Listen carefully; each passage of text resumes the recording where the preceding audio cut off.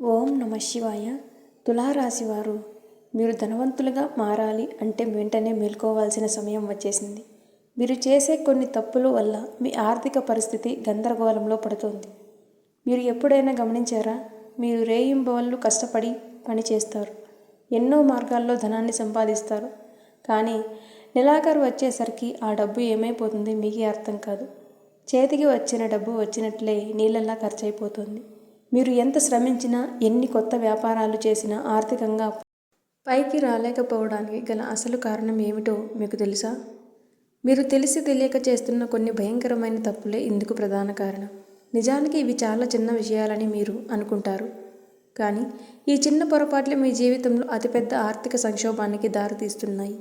మీరు ఒక్కోసారి తీవ్రంగా ఆలోచిస్తూ ఉండవచ్చు, నేను కూడా అందరిలాగే కష్టపడుతున్నాను కదా, నాకంటే తక్కువ కష్టపడేవారు కూడా సుఖంగా ఉంటున్నారు, మరి నా దగ్గర మాత్రం డబ్బు ఎందుకు నిలబడటం లేదు అని మీలో మీరే మదన పడుతూ ఉంటారు. దీనికి సమాధానం మీ ఆశ స్వభావంలోని మీరు చేసే ఆ కొన్ని పొరపాట్లలోనే దాగి ఉంది. చూడండి, ఈ విషయాలు మీకు బయట ఎవరూ చెప్పరు. మీ శ్రేయస్సు కోరి మీరు ధనవంతులు కావాలనే ఉద్దేశంతోనే ఈ లోతైన విశ్లేషణను మీకు అందిస్తున్నాం. కాబట్టి ఎక్కడ అశ్రద్ధ చేయకుండా చాలా జాగ్రత్తగా ఈ విషయాలను వినండి. డబ్బు విషయంలో మీరు ఎలాంటి జాగ్రత్తలు తీసుకోవాలో, ఎక్కడ మీ అడుగు తడబడుతుందో ముందే తెలుసుకోవడం చాలా ముఖ్యం. ఇంకా సమయం మించిపోలేదు. మీరు గనుక ఇప్పుడు ఈ తప్పులను సరిదిద్దుకోకపోతే జీవితాంతం ఎంత సంపాదించినా అది రంధ్రం ఉన్న బకెట్లో నీళ్లు పోసినట్లే అవుతుంది. మీ ఆర్థిక తలరాతను మార్చుకోవడానికి ఆ 5 తప్పులు ఏమిటో తెలుసుకునే ముందు మీ మనసును ప్రశాంతంగా ఉంచుకొని ఆలోచించండి. మీ కష్టార్జితం వృధా కాకుండా ఉండాలంటే, మీరు నిజంగా కోటీశ్వరుల స్థాయికి ఎదగాలంటే అసలు మీరు ఎక్కడ తప్పు చేస్తున్నారో ఇప్పుడు తెలుసుకుందాం. తులారాశి వారు రాశి చక్రంలో 7వ రాశికి చెందినవారు. వీరిది వాయుతత్వం మరియు చరరాశి. వీరి రాశికి అధిపతి శుక్రుడు కావడం వల్ల వీరు ఎప్పుడూ అందానికి, ఆకర్షణకు మరియు కళలకు ప్రాధాన్యత ఇస్తారు. వీరి చిహ్నం త్రాసు. అందుకే వీరు ఎప్పుడూ జీవితంలో సమతుల్యతను పాటిస్తూ ఇతరుల పట్ల న్యాయంగా వ్యవహరించడానికి ప్రయత్నిస్తారు. వీరి స్వభావం చాలా సున్నితంగా ఉంటుంది మరియు ఎవరితోనూ గొడవలు పడడానికి ఇష్టపడరు. తులారాశి వారి ప్రధాన బలం వారి మాటకారితనం. వీరు తమ మృదువైన మాటలతో ఎదుటి వారిని ఇట్టే ఆకట్టుకుంటారు. సమాజంలో గౌరవ మర్యాదలు పొందడం వీరి ప్రధాన లక్ష్యం. నలుగురితో కలిసి మెలిసి ఉండటం వీరికి ఎంతో ఇష్టం. వీరిలో ఉండే అతిపెద్ద ధైర్యం ఏమిటంటే, ఎంతటి కష్టకాలంలోనైనా తమ సహనాన్ని కోల్పోకుండా సమస్యను ప్రశాంతంగా పరిష్కరించుకోగలగడం. క్లిష్ట పరిస్థితుల్లో కూడా వీరు తమ తెలివితేటలతో పరిస్థితులను అదుపులోకి తెచ్చుకుంటారు. ఎవరైనా అన్యాయం చేస్తుంటే సహించలేని గుణం వీరిది. అదృష్టం విషయానికి వస్తే, జ్యోతిష శాస్త్రం ప్రకారం తులారాశి వారికి కొన్ని ప్రత్యేకమైన వయసులలో అదృష్టం బాగా కలిసి వస్తుంది. ముఖ్యంగా 24, 25, 32, 33 మరియు 35 ఏళ్ల వయసులో వీరి జీవితంలో పెద్ద మార్పులు చోటు చేసుకుంటాయి. ఈ వయసులో వీరు అనుకున్న పనులు నెరవేరడం, ఆర్థికంగా స్థిరపడడం లేదా వృత్తిపరంగా ఉన్నత స్థానాలకు చేరుకోవడం జరుగుతుంది. ముఖ్యంగా 32 ఏళ్ల తర్వాత వీరి జీవితం ఒక క్రమపద్ధతిలో స్థిరంగా సాగుతుంది. వీరు ఎప్పుడూ ఒంటరిగా ఉండటానికి ఇష్టపడరు. స్నేహితులు మరియు కుటుంబ సభ్యులతో సమయాన్ని గడపడం వల్ల వీరికి మానసిక ప్రశాంతత అనేది లభిస్తుంది. ప్రతి విషయాన్ని లోతుగా ఆలోచించి నిర్ణయం తీసుకోవడం వీరి అలవాటు. అయితే కొన్నిసార్లు ఈ అతిగా ఆలోచించడం వల్ల నిర్ణయాలు తీసుకోవడంలో జాప్యం జరగవచ్చు. కానీ వీరు తీసుకునే నిర్ణయాలు ఎప్పుడూ అందరికీ ఆమోదయోగ్యంగా ఉంటాయి. మొత్తం మీద తులారాశి వారు అందరినీ ప్రేమించే మనస్తత్వం కలిగి ఉండి సమాజంలో ఒక మంచి గుర్తింపునైతే పొందుతారు.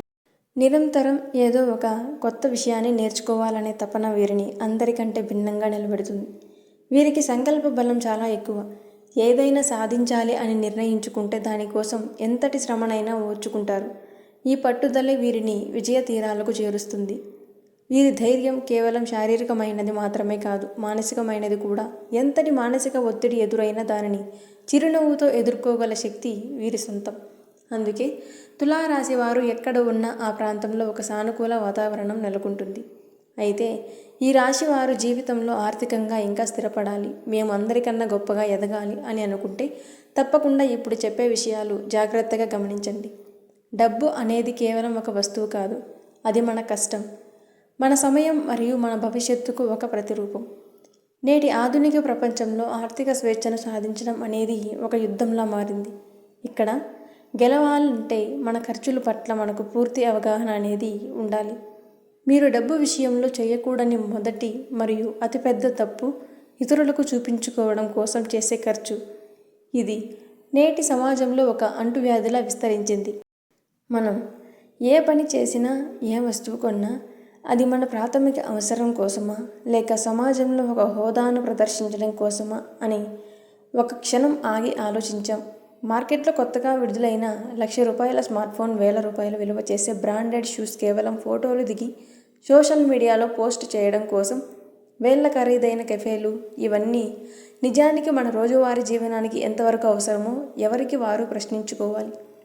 ఈ రకమైన ఖర్చులన్నీ కేవలం ఒక ఇమేజ్ గేమ్ మాత్రమే. ఆధునిక జీవన శైలి మనల్ని మన కోసం కాకుండా పక్కవాడి మెప్పు కోసం బ్రతికేలా ప్రోత్సహిస్తోంది. మన దగ్గర తగినంత బ్యాంక్ బ్యాలెన్స్ లేకపోయినా సమాజం దృష్టిలో మనం ధనవంతుల్లా కనిపించాలని తపన పడుతుంటాం. ఈ క్రమంలోనే మనం అప్పుల ఊబిలోకి జారిపోతున్నాం. సోషల్ మీడియాలో వచ్చే లైక్లు మరియు కామెంట్లు మన అహంకారాన్ని సంతృప్తిపరచవచ్చు, కానీ అవి మన ఆర్థిక స్థితిని మెరుగుపరచవు. ఆ కొద్ది సెకండ్ల తాత్కాలిక సంతోషం కోసం మనం నెలల తరబడి కష్టపడి సంపాదించిన సొమ్మును ఈ ఈఎంఐల రూపంలో కడుతూ మానసిక ఒత్తిడికి గురవుతూ ఉంటాం. ప్రపంచ ప్రఖ్యాత మదుపరి వారెన్ బఫెట్ చెప్పినట్లుగా, ఇతరులను ఇంప్రెస్ చేయడానికి చేసే ఖర్చు నిన్ను ఎప్పటికీ పేదవాడిగానే ఉంచుతుంది. నిజమైన ఐశ్వర్యం నీ తెలివితేటలు, నైపుణ్యాలు మరియు నీ వ్యక్తిత్వంలో ఉండాలి, కానీ నువ్వు ధరించే వస్త్రాల్లోనూ, నువ్వు వాడే గడియారాల్లోనూ కాదు. ప్రదర్శన కోసం చేసే ఖర్చును తగ్గించి ఆ మొత్తాన్ని నీ జ్ఞానాన్ని పెంచుకోవడానికి లేదా కొత్త వ్యాపార అవకాశాలను సృష్టించుకోవడానికి పెట్టుబడిగా పెడితే అది భవిష్యత్తులో నిన్ను ఒక తిరుగులేని ఆర్థిక శక్తిగా నిలబెడుతుంది. మన చుట్టూ ఉన్న ప్రపంచం మనల్ని నిరంతరం వినియోగదారులుగా మార్చడానికి ప్రయత్నిస్తుంది, కానీ మనం ఒక ఇన్వెస్టర్గా ఆలోచించడం నేర్చుకోవాలి. ఏ వస్తువు కొన్నా అది దాని విలువను పెంచుతుందా లేదా కాలక్రమేణా తగ్గిపోతుందా అనేది గమనించాలి. కారు లేదా మొబైల్ ఫోన్ వంటి కొన్న మరుక్షణమే వాటి విలువ తగ్గిపోతుంది, కానీ విద్య లేదా భూమి వంటి వాటిపై పెట్టే ఖర్చు కాలంలో పాటు పెరుగుతుంది. రెండవ ప్రధానమైన ఆర్థిక పొరపాటు ఎటువంటి ముందస్తు ప్రణాళిక లేకుండా షాపింగ్కి వెళ్ళడం. ఇది చూడటానికి చాలా చిన్న విషయంగా అనిపించినా దీర్ఘకాలంలో మన పొదుపుపై ఇది తీవ్రమైన ప్రతికూల ప్రభావాన్ని చూపుతుంది. మనం ఏదైనా వస్తువు కొనాలని సూపర్ మార్కెట్కు వెళ్ళినప్పుడు కేవలం మనకు అవసరమైన ఆ ఒక్క వస్తువుతో తిరిగి రావడం చాలా అరుదు. మార్కెటింగ్ కంపెనీలు మన మానసిక బలహీనతలను ఉపయోగించి మనల్ని అనవసర ఖర్చుల వైపు మళ్లిస్తాయి. ఒకటి కొంటే ఒకటి ఉచితం, పరిమిత కాల ఆఫర్, ఫ్లాష్ సేల్ వంటి ఆకర్షణీయమైన ప్రకటనలకు మనల్ని ఒక ఉచ్చులోకి లాగుతాయి. నిజానికి ఇవి వినియోగదారులకు కలిగే లాభాలు కావు, కంపెనీలు తమ లాభాలను పెంచుకోవడానికి వేసే ఎత్తుగడలు. ఏదైనా వస్తువు తగ్గింపు ధరలు దొరుకుతోంది కదా అని మనం కొంటాం, కానీ అసలు ఆ వస్తువు మనకు అవసరం లేనప్పుడు దాన్ని ఎంత తక్కువ ధరకు కొన్నా అది వృధా ఖర్చే అవుతుంది. అవసరం లేని వస్తువులను కొంటిపోతే ఒకానొక రోజు నీకు అత్యంత అవసరమైన వస్తువులను అమ్ముకోవాల్సిన దుస్థితి ఏర్పడుతుందని వారెన్ బఫెట్ తరచూ హెచ్చరిస్తుంటారు. కాబట్టి ప్రతి రూపాయి ఖర్చు చేసే ముందు అది నా కోరిక మాత్రమేనా లేక నిజమైన అవసరమా, నీడ్ అని నిష్పాక్షికంగా విశ్లేషించుకోవాలి. ధనవంతులు ఎప్పుడూ తమ డబ్బుకు ఒక దిశను, ఒక లక్ష్యాన్ని నిర్దేశిస్తారు. ప్రణాళికాబద్ధమైన ఖర్చే ఆర్థిక విజయానికి తొలిమెట్టు. క్రమశిక్షణతో కూడిన ఖర్చు అలవాట్లు ఉన్నవారు మాత్రమే సంపదను సృష్టించగలరు మరియు దాన్ని కాపాడుకోగలరు. షాపింగ్ చేసే ముందు ఒక జాబితా సిద్ధం చేసుకోవడం, ఆకలిగా ఉన్నప్పుడు ఆహార పదార్థాలను షాపింగ్కు వెళ్ళకపోవడం వంటి చిన్న చిన్న చిట్కాలు కూడా మన జేబులు కాపాడుతాయి. ఒక వస్తువును చూడగానే కొనాలనే కోరిక కలిగితే కనీసం 30 రోజులు వేచి ఉండండి. ఆ తర్వాత కూడా అది మీకు అవసరమని అనిపిస్తేనే కొనండి. అప్పుడే అది ఆవేశపూరితమైన నిర్ణయం కాదని అర్థమవుతుంది.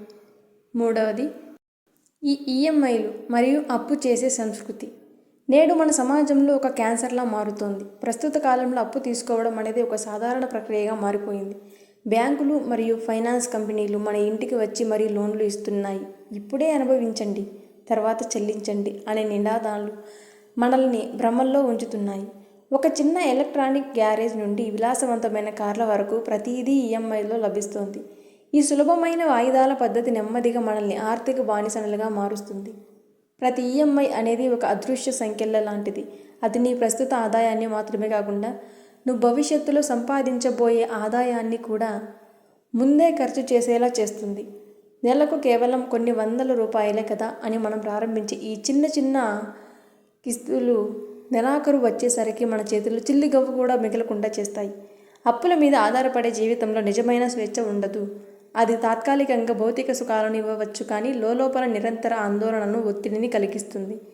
ఈ మానసిక ఒత్తిడి వల్ల మనం మన వృత్తిలో సరిగ్గా రాణించలేం. తద్వారా మన ఎదుగుదల ఆగిపోతుంది. నిజమైన ధనవంతుడు కావాలనుకునే వ్యక్తి మొదట చేయాల్సిన పని అప్పుల ఊబి నుండి బయటపడటం. మన దగ్గర ఉన్న డబ్బుతోనే మన పరిధిలోనే జీవితాన్ని గడపడం నేర్చుకోవాలి. మన తాహతుకు మించి చేసే అప్పులు మన భవిష్యత్తును తాకట్టు పెట్టడమే అవుతుంది. క్రెడిట్ కార్డులు, పర్సనల్ లోన్లు వంటి అత్యవసర పరిస్థితుల్లో తప్ప విలాసాల కోసం వాడకూడదు. అప్పు చేసే అలవాటు ఉన్న మనిషి ఎప్పుడు ఇతరుల మీద ఆధారపడి బతకాల్సి వస్తుంది. కానీ పొదుపు చేసి మనిషి తన జీవితానికి తానే యజమాని అవుతాడు. మీ ఆదాయంలో కనీసం 20% పొదుపు చేయడం అలవాటు చేసుకుంటే అది కాలక్రమేణా మీకు ఒక రక్షణ కవచంలా మారుతుంది. 4వ అంశం, అనవసరమైన సబ్స్క్రిప్షన్లు మరియు చిన్న చిన్న ఎంగేజీలకు మనకు తెలియకుండానే ప్రతి నెల మన బ్యాంక్ ఖాతా నుండి చిన్న చిన్న మొత్తాలు కట్ అవుతుంటాయి. ఓటీటీ ప్లాట్ఫామ్లు, మ్యూజిక్ యాప్స్ లేదా ఎప్పుడో ఆవేశంలో జాయిన్ అయ్యి ఇప్పుడు వెళ్ళడం మానేసిన జిమ్ మెంబర్షిప్, ఇవన్నీ మన ఆర్థిక వ్యవస్థలో చిన్న చిన్న రంధ్రాలు వంటివి. ₹1 కదా అని మనం నిర్లక్ష్యం చేసే ఈ మొత్తాలు సంవత్సర కాలంలో చూస్తే ఒక పెద్ద మొత్తంగా మారుతాయి. వారన్ బఫెట్ ఒకసారి అన్నట్లుగా, ఒక చిన్న రంధ్రం అతిపెద్ద ఓడును కూడా ముంచివేయగలదు. మన ఆదాయం ఎంత ఎక్కువగా ఉన్నా ఇటువంటి అనవసరపు లింకేజీలను అరికట్టకపోతే సంపదను కూడబెట్టడం అసాధ్యం. ఈ కాలంలో సబ్స్క్రిప్షన్ ఎకానమీ అనే మనల్ని నిరంతరం ఖర్చు చేసేలా ప్రోత్సహిస్తోంది. ఆటో డెబిట్ సదుపాయం వల్ల మనం ఎంత ఖర్చు చేస్తున్నామో కూడా గమనించలేం. ఈ చిన్న మొత్తాలను పొదుపు చేసి వాటిని మంచి పుస్తకాలు కొనడానికో లేదా కొత్త నైపుణ్యాలు నేర్చుకోవడానికి ఉపయోగిస్తే అవి మనల్ని మరింత సమర్థవంతమైన వ్యక్తులుగా మారుస్తాయి. ప్రతి రూపాయిని ఒక విత్తనంలా భావించాలి. ఆ విత్తనాన్ని వృధా చేస్తావా లేదా అది ఒక మహావృక్షంలా ఎదిగేలా నాటుతావా అనేది నీ చేతుల్లోనే ఉంది. ఉదాహరణకు, మీరు ప్రతిరోజు బయట తాగే ఒక కాఫీ ఖర్చును తగ్గించి దాన్ని 10 ఏళ్ల పాటు ఇన్వెస్ట్ చేస్తే అది మీకు ఒక కారు కొనేంత మొత్తంగా మారుతుంది. చిన్న పొదుపులే పెద్ద సంపదకు పునాదులు. మీ బ్యాంక్ స్టేట్మెంట్లు ప్రతి నెల క్రమం తప్పకుండా తనిఖీ చేయండి. అక్కడ మీకు అవసరం లేని ప్రతి రూపాయి ఖర్చును గుర్తించి దాన్ని తొలగించండి. 5వది, ఇతరులతో పోల్చుకోవడం వల్ల వచ్చే ఆర్థిక నష్టం.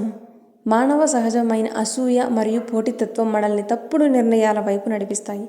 పక్కవాడు కొత్త కారు కొన్నాడనో, స్నేహితుడు ఖరీదైన విదేశీ పర్యటనకు వెళ్ళాడనో మనం కూడా మన ఆర్థిక స్థితిగతులను పట్టించుకోకుండా వారిని అనుకరించాలని ప్రయత్నిస్తాం. దీనినే కంపారిజన్ స్పెండింగ్ అంటారు. సోషల్ మీడియాలో ఇతరుల కృత్రిమ జీవితాలను చూసి మన వాస్తవ జీవితాన్ని తక్కువగా అంచనా వేసుకుంటాం. కానీ ఒక వ్యక్తి బయట చూపించే లగ్జరీ వెనుక ఎన్ని అప్పులు ఉన్నాయో మనకు తెలియదు. మనం సంపాదించే డబ్బు మన కుటుంబ అవసరాలకు, మన భద్రతకు ఉపయోగపడాలి తప్ప ఇతరుల కళ్ళు చెదరగొట్టడానికి కాదు. ఈ పోలికల ప్రవాహాల్లో కొట్టుకుపోకుండా మనకంటూ ఒక ఆర్థిక క్రమశిక్షణను అలవరుచుకోవాలి. నిన్నటి కంటే ఈరోజు మనం ఎంత మెరుగ్గా ఉన్నాం, మన బ్యాంక్ బ్యాలెన్స్ ఎంత పెరిగింది అనేదే మనకు కొలమానం కావాలి. ఇతరులతో పోటీ పడటం మానేసి మనతో మనం పోటీ పడినప్పుడు మాత్రమే ఆర్థిక ప్రశాంతత లభిస్తుంది. ధనవంతుడు కావడానికి అతిపెద్ద అడ్డంకి ధనవంతుడిలా కల్పించాలనుకోవడం. ఎవరైతే తమ ఆదాయం కంటే తక్కువ ఖర్చు చేస్తారో వారు మాత్రమే నిజమైన సంపదను సృష్టించగలరు. ఇతరుల అభిప్రాయాల కోసం కాకుండా మీ సొంత లక్ష్యాల కోసం బ్రతకడం నేర్చుకోండి. మీ చుట్టూ ఉన్నవారు ఏమనుకుంటారో అని భయపడి ఖరీదైన వస్తువులు కొనడం వల్ల మీరు అధికంగా చితికిపోతారే తప్ప వారు వచ్చి మిమ్మల్ని ఆదుకోరు. డబ్బును కేవలం దాచుకోవడం మాత్రమే కాకుండా దాన్ని పెంచడం నేర్చుకోవడం అనేది ఒక గొప్ప కళ. వారన్ బఫెట్ చెప్పిన మరొక సూత్రం ఏమిటంటే, నువ్వు నిద్రపోతున్నప్పుడు కూడా నీకు డబ్బు వచ్చే మార్గాన్ని సృష్టించుకోవాలి. లేదంటే నువ్వు చనిపోయే వరకు కష్టపడుతూనే ఉండాలి. దీని అర్థం ఏమిటంటే, మనం కేవలం మన శారీరక శ్రమ ద్వారా మాత్రమే కాకుండా మన డబ్బు ద్వారా కూడా ఆదాయాన్ని సంపాదించాలి. దీనిని పాసివ్ ఇన్కమ్ అంటారు. మనం సంపాదించిన డబ్బును తెలివైన పెట్టుబడులుగా మార్చాలి. కేవలం ఖర్చులు తగ్గించుకోవడం వల్ల మనం కొంత డబ్బును మిగిల్చగలం, కానీ ఆ డబ్బును సరైన చోట ఇన్వెస్ట్ చేయడం వల్ల మాత్రమే మనం సంపదను సృష్టించగలం. Stock market, mutual funds, real estate లేదా మరేదైన ఆదాయం ఇచ్చే మార్గాలను అన్వేషించాలి. పెట్టుబడి పెట్టడం అనేది చిన్న వయసు నుండే ప్రారంభించాలి. చక్రవడ్డీ యొక్క శక్తి కాలక్రమేణా చిన్న మొత్తాన్ని కూడా పెద్ద నిధిగా మారుస్తుంది.